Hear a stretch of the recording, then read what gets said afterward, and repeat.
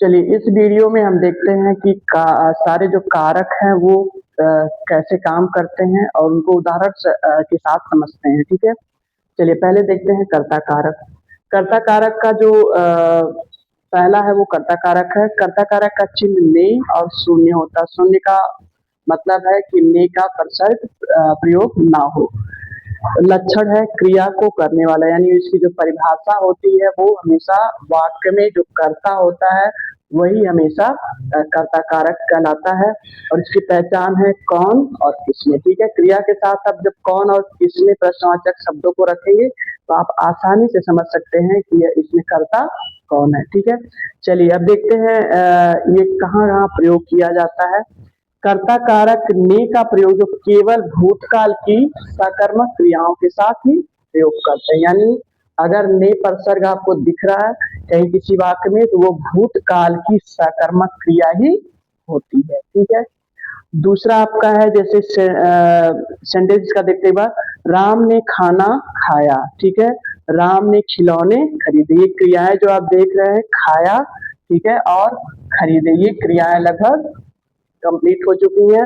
और कर्म सकर्मक जो होता है वो है खिलौना और यहाँ पे खाना। ठीक है, दूसरा आपका है कि वर्तमान काल और भविष्य काल में प्रायः ने का प्रयोग नहीं होता, यानी ऐसे वाक्य जो वर्तमान काल में हो और भविष्य काल में हो ऐसी क्रियाओं के साथ ने का प्रयोग नहीं होता है, उसको हम शून्य कहते हैं। ठीक है, जैसे सीता बहुत रोई, राधा पौधे लगा रही, यानी कर्ता जो है वो राधा है और इसमें सीता है।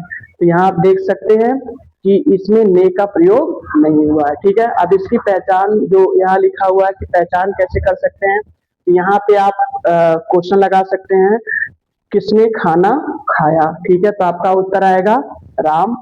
किसने खिलौने खरीदे, तो उत्तर आपका आएगा राम, तो ये कर्ता कारक होगा।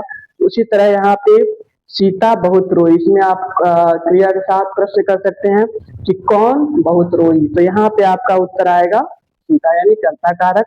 उसी तरह है राधा पौधे लगा रही है, कौन पौधे लगा रही है, राधा। ठीक है, इस तरह से आप देख सकते हैं कि कर्ता कारक की पहचान आप कितने अच्छे से कर सकते हैं। चलिए अब देखते हैं दूसरा कारक कौन सा है। दूसरा कारक है कर्म कारक। ठीक है, कर्म शब्द से ही आपको पता चल रहा है कि जो ऑब्जेक्ट होता है, यानी सेंटेंस में जो कर्ता क्रिया के बाद एक कर्म ही आता है उसी को हम कर्म कारक के रूप में रखते हैं। ठीक है, इसका कारक चिन्ह है को या शून्य, इसका भी होता है।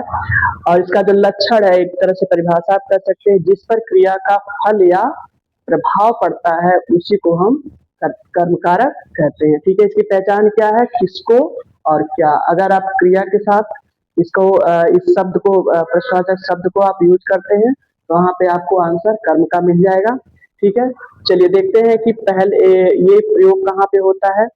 कर्म कारक दो प्रकार के होते हैं, पहले तो ये आप देख लीजिए एक कर्मक और दो कर्मक। ठीक है, तो जो द्विग कर्मक में प्राणीवाचक में को का प्रयोग नहीं होता है। ठीक है, जैसे हम सेंटेंस देख सकते हैं कि साहब ने चपरासी को बुलाया। ठीक है, यहाँ आप को देख सकते हैं। ठीक है, को का प्रयोग हुआ है, ये आपका जो बुलाने की जो क्रिया किसके साथ हो रही है, चपरासी के साथ, तो आप इसका प्रभाव सीधे कर्म कारक पे पड़ रहा। दूसरा आप देख सकते हैं दादी ने बच्चों को कहानी सुनाई। ठीक है, यहाँ पे दो दो कर्म है, एक पहला कर्म और यहाँ पे कहानी दूसरा कर्म। ठीक है, तो यहाँ देख सकते हैं कि बच्चा जो है वो प्राणीवाचक है और कहानी अप्राणीवाचक। यहाँ पे आप देख सकते हैं कि जब भी दो कर्म होते हैं तो ज्यादातर क्या होता है कि जो प्राणीवाचक होता है उसके साथ कर्म कारक का चिन्ह लगाया जाता है और जो अप्राणीवाचक होता है उसके साथ चिन्ह नहीं लगाया जाता, तो यहीं पे आपका होता है शून्य। ठीक है, इसी तरह आप देख सकते हैं कि ये इसमें एक कर्मक है, यानी एक ही कर्म का इसमें प्रयोग किया गया है। ठीक है, चलिए आपको समझ में आ गया होगा कि कर्म कारक क्या होता है। चलिए बढ़ते हैं तीसरे कारक की तरफ। चलिए अब तीसरा देखते हैं। तीसरा आपका जो कारक है वो है कर्ण कारक। ठीक है, कर्ण कारक इसका चिन्ह होता है से, के द्वारा, के वास्ते। ठीक है, इसका लक्षण क्या है, लक्षण यानी परिभाषा क्या है इसकी, क्रिया का साधन। ठीक है, जो जिसमें क्रिया का साधन का यानी क्रिया करने के लिए जिस साधन का प्रयोग करते हैं वहाँ पे कर्ड कारक का प्रयोग किया जाता है। ठीक है, इसकी पहचान किससे या किसके द्वारा है। ठीक है, चलिए इसका देखते हैं उदाहरण।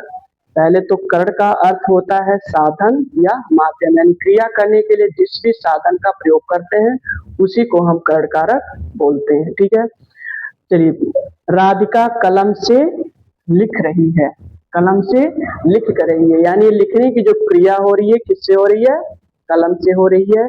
दूसरा है बच्चे बस से स्कूल जाते हैं, यहाँ जो जाने की क्रिया किससे हो रही है, बस से हो रही है। ठीक है, यहाँ पे आपका कर्ड कारक है। ठीक है, अब इसमें प्रश्न लगाकर आप पता कर सकते हैं कि ये कर्ड कारक है अथवा नहीं है।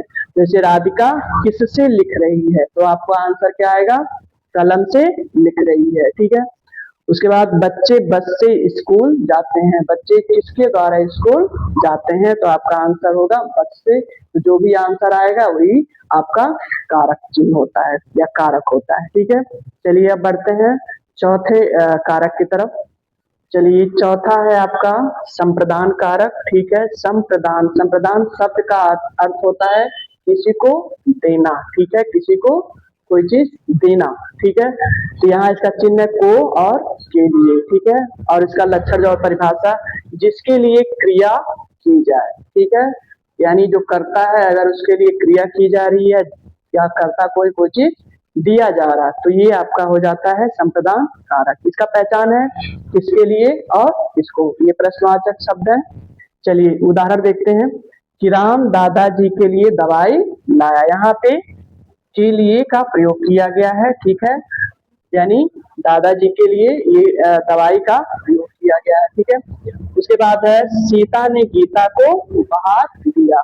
इन दोनों सेंटेंस में आप देख रहे हैं कि पहले सेंटेंस में किसी के लिए कुछ किया जा रहा और दूसरे में किसी को कुछ दिया जा रहा है। हमेशा कि अगर कोई चीज आप दे रहे हैं तो वहां पे जो होता है संप्रदान कारक होता है। इसका पहचान कैसे कर सकते हैं कि राम किसके लिए दवाई लाया। ठीक है, तो आप यहाँ पे देख सकते हैं कि आपको उत्तर मिलेगा दादाजी के लिए। ठीक है, सीता ने गीता को उपहार दिया, सीता ने गीता को सीता ने किसको उपहार दिया। ठीक है, तो यहाँ आपको आंसर मिलेगा गीता को। ठीक है, तो आपका ये हो जाएगा संप्रदान कारक। यानी संप्रदान कारक में होता ये है कि किसी को देने का भाव जो है वो इसमें दिखाया जाता है। चलिए अभी तक हमने 4 कारक पढ़े हैं और जो अभी 4 कारक और बचे हैं उसको हम अगले वीडियो में पूरे डिटेल के साथ पढ़ेंगे। तब तक के लिए नमस्कार।